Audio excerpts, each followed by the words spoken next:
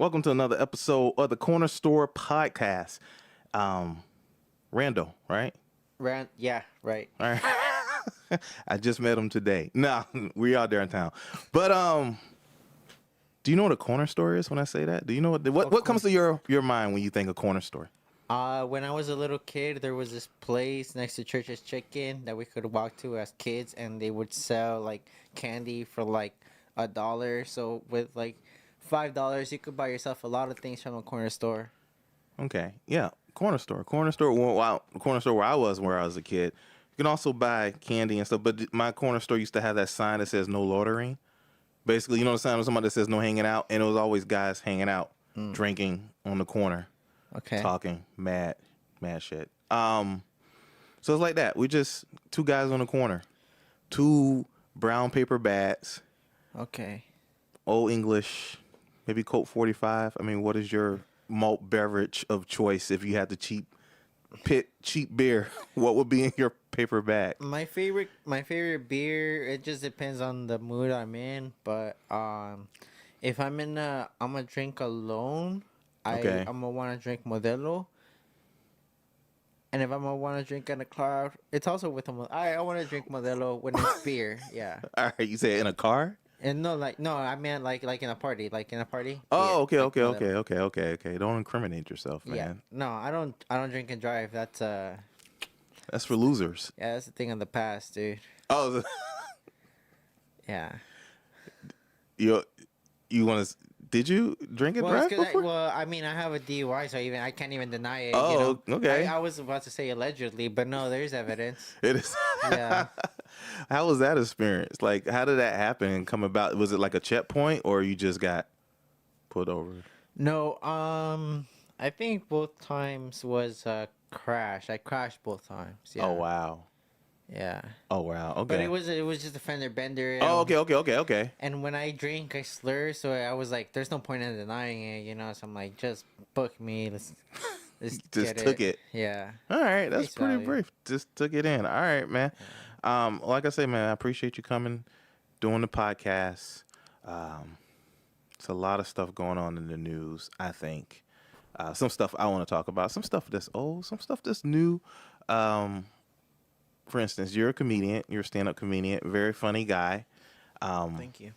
Do you look at other comedians and like to say some people are getting maybe opportunities that you may not be getting? Do stuff like boil up and like in you? First of all, if the person is a good guy, well, first off, the person you never met and they're getting opportunities, how does that make you feel? Do you? Because some people, I guess, feel some type of way about other people getting things that they feel should come to them. Yeah, look, I'll tell you what. There's a lot of hate in my heart, Okay. And I wish there wasn't. The honesty, all right.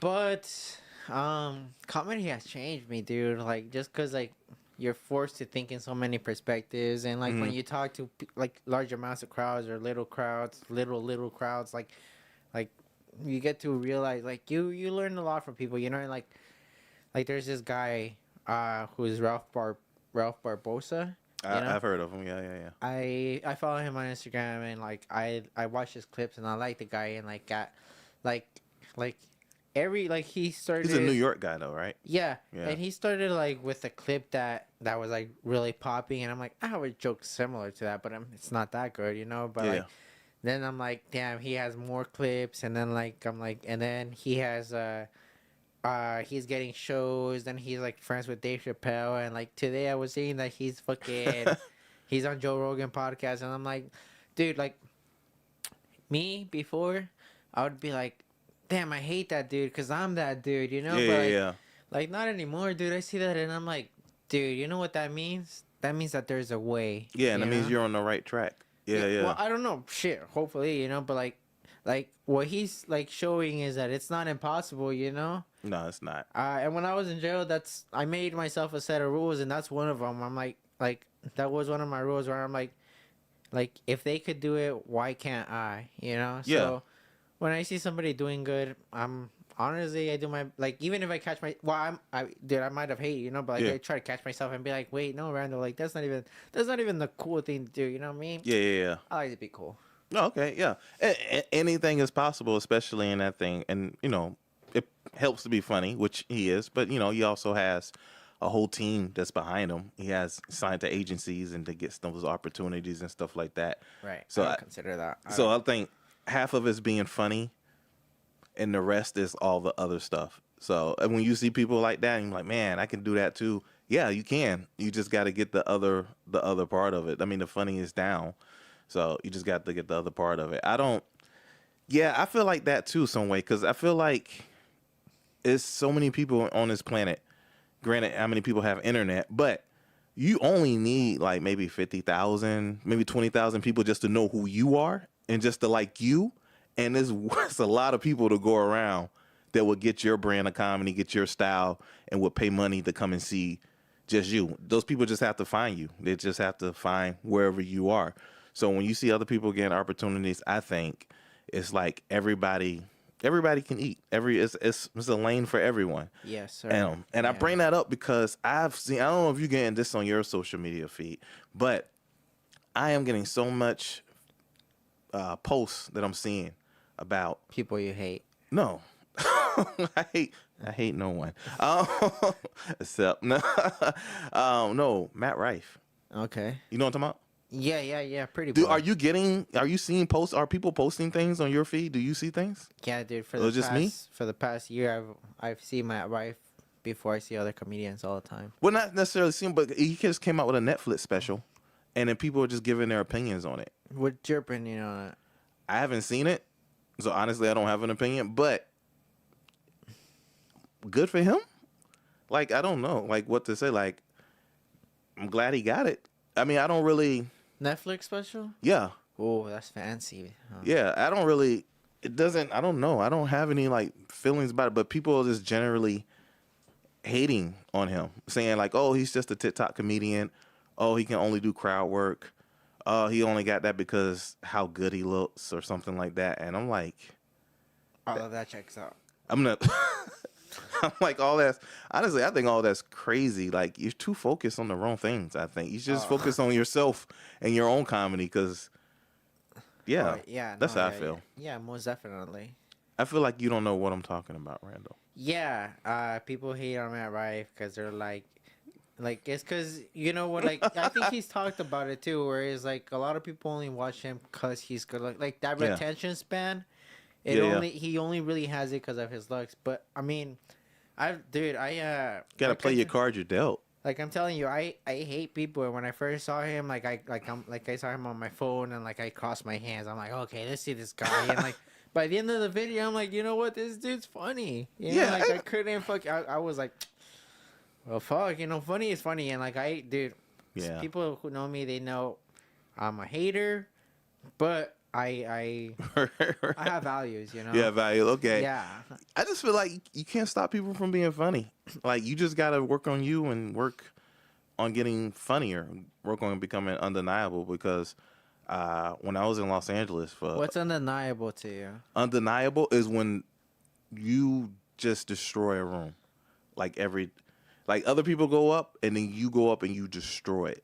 Like, people are almost standing up, people are clapping to the point where they can't say no to you because you're undeniably the funniest person in that room. Not that's like you're one of the funniest people, but it's like, oh my God. Like, think of like Bernie Mac. That type of like, you know, because you heard the story, like Def Jam. I think you told me it too. Like on HBO Def Jam. You know what I'm talking about? Bernie Mac? I know who he is. Do you know who Bernie Mac is? Yeah. Okay, who is he? Oh, Lord. You know, okay. Dude, I used to watch the Bernie That's Mac like show. 80 black people that say that. Old black people. Okay. But now, is the story on Def Jam is that, you know what comedy Def Jam is, right? HBO Def Jam back in the day. So the crowd is crazy. They want to boo you. Let's get that out first. And so people were just like getting booed. And like the last comedian got booed. They didn't show that part. Martin Lawrence comes out. He tries to calm the crowd down. They're like amped up. They like said that last guy was garbage. And then Bernie Mac comes out there. And not only is he able to like quiet the crowd down, by the time he was finished, they were standing up and clapping. Okay. That's undeniable. Right. That's undeniable. So you just got to work on being undeniable. Like, it's a long road. Dave Chappelle's comedy special, Killing Me Softly? Have you seen that one? I'm seeing all his. I can't. He had on a remember. blue shirt. It's like old school though. Is But it where he's in San Francisco? no, it's older than that. I think he's in Washington. I think, but he's skinny Dave Chappelle. Okay. Yeah, But yeah. Young yeah, Dave. Before the break, Dave Chappelle. yeah. I think this is before he even had Chappelle Show. You watch that special? It's undeniable. That's why people are saying Dave Chappelle is like the greatest comedian, because you see that special and you like, damn. That's all you can say. So I think he's got to work on just being undeniably funny. So Right. that's what I think. That's what you got to do and stuff like that, and not be a hater. Because why be a hater? It doesn't benefit you to be a hater, Randall. Everybody has a lot of hate in their heart, man. You think so? Yeah, dude. Nah, man. I don't know. I guess I'm just a nice guy. I don't hate any. I'm just so focused on myself. I feel like if when you take your energy and you put it towards something else, you kind of like slow yourself down. No. I definitely am using that energy elsewhere, you know. Okay. All right. Yeah. Okay. So we got that out the way. Do you like doing stand-up comedy? What first of all, let me ask you, what do you like most about doing stand-up? Because I hear all the negatives about it. But what's your favorite thing about doing it? Because there's so much stuff that comes into it. You know what? It's crazy because before I started stand up, like, I think I was in the conversation with somebody and they're like, "What do you want to be, Randall?" And I'm like, I don't know. It's like a high school counselor. Yeah, no, just a friend. And I'm like, Okay. I don't know. I know I'm funny. I want to do something with that. And they're like a stand up. And I'm like, no, I don't think I could do that because I'm not the kind of guy who's like gonna just go on stage and be like, "Hey, look everybody, look at me," you know. And that was like fucking like 8 years ago, dude. Like, Yeah. And I only started stand up like 3 years ago, you know. Okay. So like it wasn't even in my head, you know. Like it was just for me. It was like really like I don't think I'm self-centered enough to be like, "Hey guys, look at me," you know. I'm definitely self-centered, but But no, dude. Like I mean, when you get on stage, you know, like dude, when I first got on stage, when I got off stage, you know who Karma is? He's a Phoenix comic. You know, I don't Bird because that's Karma Bird. Anyways, I got off stage. He got on and he's like, "Boy, you need some help. You don't need open mic. You need counseling." And everybody started laughing, dude. And I'm like, "No, you're right. I do need that. Yeah." But I was like then I was driving home, dude, and I was like, "Oh, you know what? These motherfuckers are gonna learn. I'm gonna come back. With so much fucking funny jokes, you know?" Yeah. And I did, dude. I came back, and everybody laughed, and even the people who were there last week, like it was a smaller crowd the previous week, and when I came back, everybody was laughing, you know, and like those people were looking at me like, "What the fuck?" And I'm like, "Yeah, that's what the fuck is up," you know, like it's me, you know, I'm here. And that's a good feeling. Yeah, and that's a good feeling, and then like I guess, like I mean, dude, that's the only thing I really think I know how to do good is a good funny joke, you know. I sure hope so, man. So shit, like, yeah, that's what I like about it. You like the part of getting up there and the people laughing and you feeling that energy. I think that's the best part of it. It's the whole other stuff that's pretty crappy sometimes. Well, I think it was that just the whole like, cause it was just working on the fucking like, oh you guys don't know anything. Like I don't know, dude. I was just I guess I just liked fucking like, proving just those dude. Like just those 5 people in the crowd, I remember them, dude. Like for fucking right now, dude. You know, like, and it's just and nobody's like every time I do good, it's just kind of like, yeah, those motherfuckers. No, everybody's not really good at anything they do the first couple of times. Kind of like sets, I guess. Like same thing. You know what I'm saying? Like this was my first time. Yeah, it was probably wasn't that good. You know. Oh yeah. But when you're dedicated like that, you know, you just put in the work and you make it happen. That's the best part about doing comedy is getting on stage and feeling that energy. I think what I like most about it is that, but for that 45 minutes or 30 minutes, or however long you're on stage for, that moment in time, those people pay money to come and see and come to have a great time. You're up there. You want to have a great time. And then for that 45 minutes, like nothing can like stop that. Because you know the world outside of that, I feel like outside of the world, anything can happen. It's a dangerous place. You don't know one moment to the next. You're just living life. So you like how comedy is like an escape? Yeah, I like how comedy's an escape. For 45 minutes, everybody in that room, for the most part, is safe. We don't have to worry about anything else. We don't have to worry about bills. We don't have to worry about paying this. We don't have to worry about, dying or anything like that. Even if somebody's terminally ill, for that 45 minutes, we have that. To have a fun, to laugh, to do something that, laughing is like, I feel, it's almost like a drug. I think it's a great feeling because it doesn't serve a purpose for the most part. Like being sad, you're sad because something happened, or you're mad, or you're happy because something happened. Laughing is just something that your body does, which I don't know. I'm sounding so philosophical. I don't know why, but I just feel that's the best part about doing it. And then if you can get paid great money, having fun, who doesn't want to do that?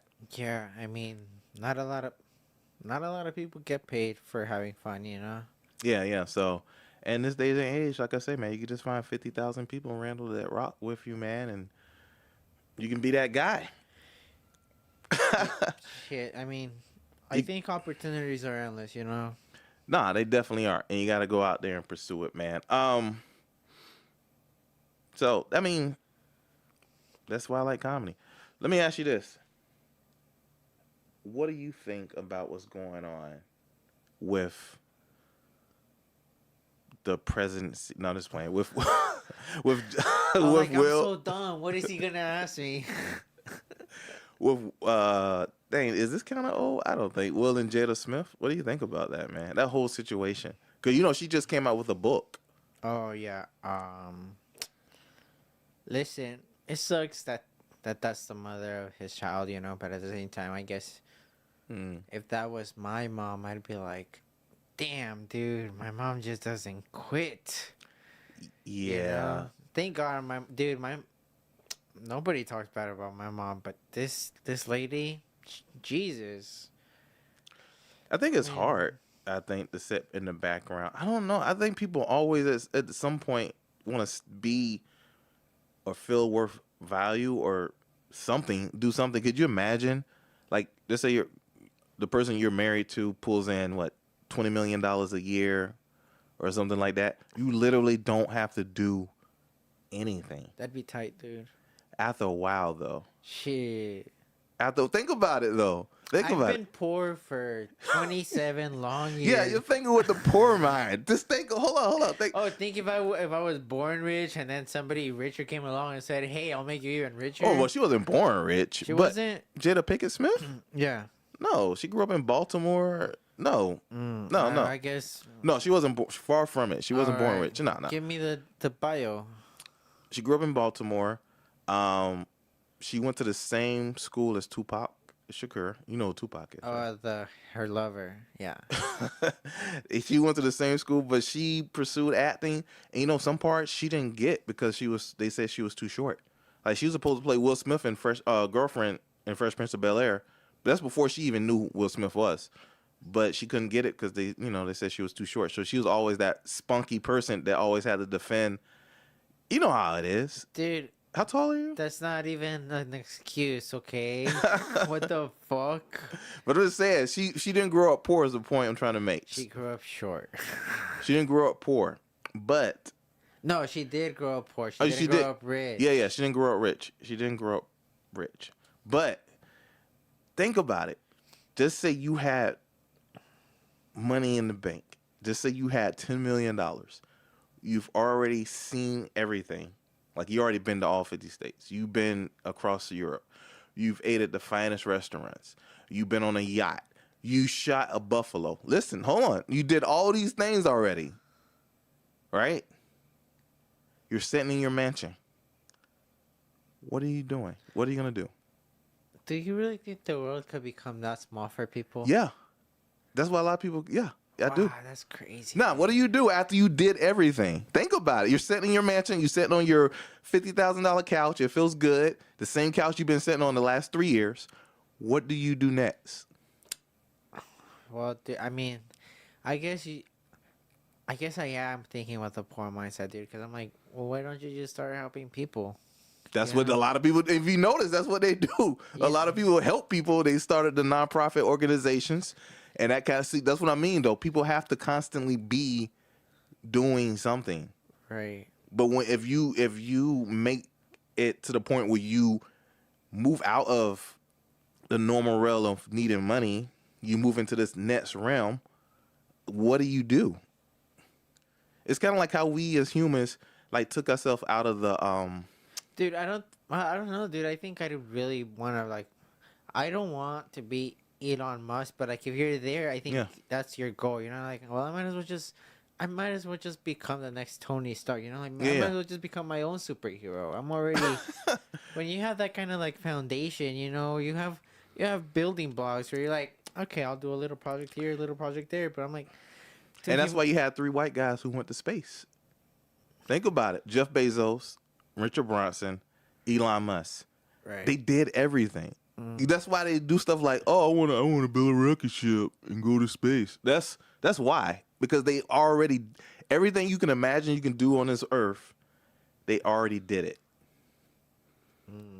If you put it in that perspective, it's like, what do you like? And you constantly, you just can't get up and go to sleep, and not. That's like being in prison. You get up, you don't do anything because you don't have to do anything. You don't have to worry about bills. You don't have to worry about a job. You get up, like, what do you do? Wow, dude, my peanut brain can't even comprehend that, dude. See, that's what I'm saying. So people have to Because constantly.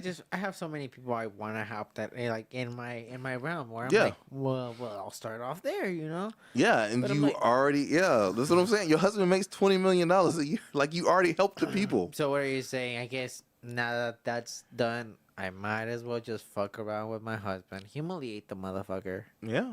So That doesn't sound. that's all I'm saying. I just think she's in a, like, that position. And she's a person who came up not rich, came up poor, came up always having to move, like, go hard. But now she doesn't have to do anything. So you think she's just gonna be a heel for the rest of her life?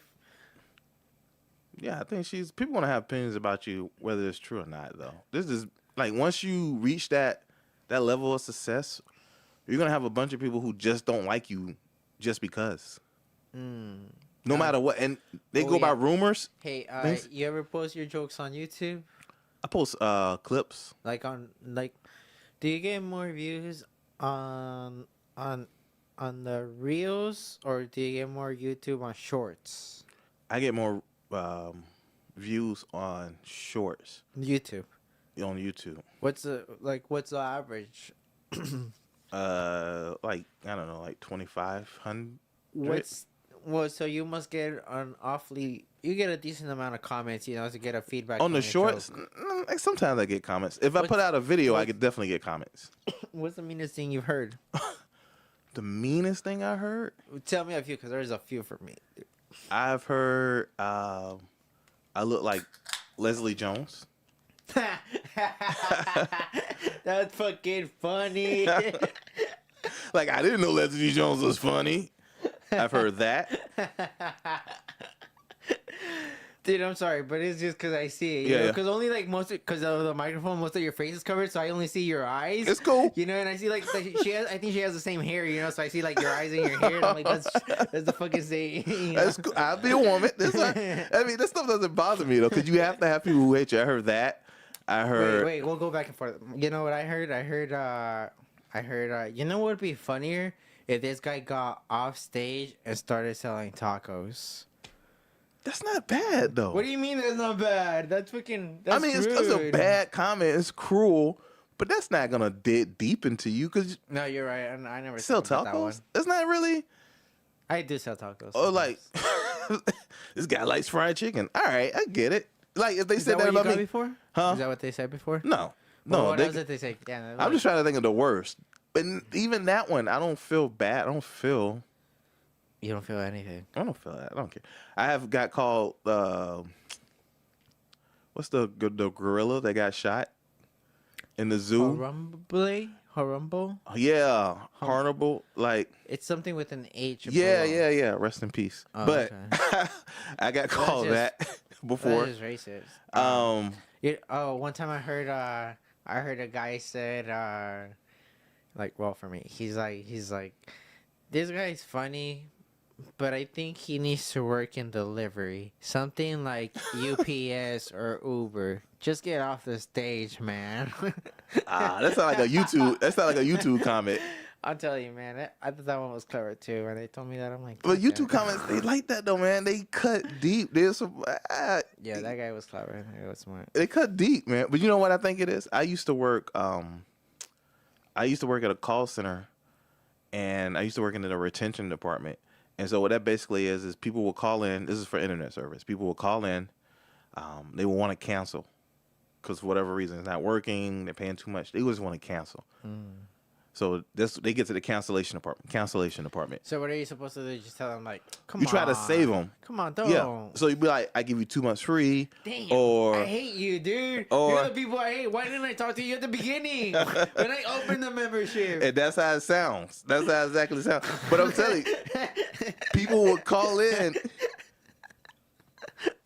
like you and just go off. Oh, dude, and there's nothing Mentally, I hate. it's just in your ear, and you can't do anything because half the phone calls they're recording. You don't know when they're recording you or You not. go like that, and you're just like eating chips. You're just like fucking. After a while, you just learn to take it. Honestly, you just learn to just take it. Just take it on the chin and just know that, hey, they're calling and they want to cancel the service. And man, it used to be, put it this way, it was so bad, man, that I started just working there part time. I just couldn't do 8 hours of people cursing me out. So, and I would say, You think that's like one of like the toughest jobs, like just because it mentally really fucking mentally hurts you? 'Cause it sounds fucking exhausting. tough. Mentally exhausting. Like, Yeah. Mentally exhausting that job was.